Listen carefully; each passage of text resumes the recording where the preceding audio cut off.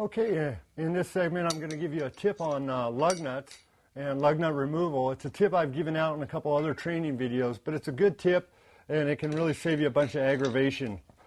Basically, when you raise a vehicle up in the air, and this being a front-wheel drive vehicle, when it's on the ground and in park, the vehicles are locked via the transmission. So you can break the lug nuts loose while the vehicle's sitting down. It's not going to move, and the wheel can't turn because of the way the car's sitting on it. Once you've jacked them up in the air, the transmission actually only locks up one wheel at a time. So the other wheel will spin freely, thus preventing you from breaking the lug nuts free, because every time you try and break them free, the wheel is just going to rotate, and you're not going to be able to break them free unless somebody holds their foot on the brake or you find a way to stop the wheel from turning. You're not going to get the necessary torque to break the lug nuts free, and it runs into a little aggravation. Sometimes you have to set the vehicle back down on the ground to break those free.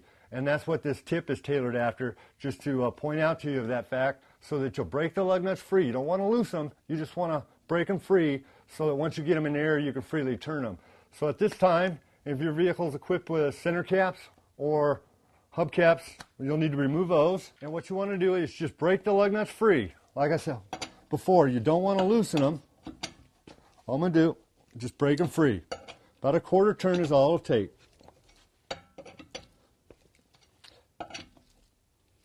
And do that to both sides. And I'm just doing the exact same opposite on this side as I did the other side. Popped out the center cap, break them free about a quarter turn.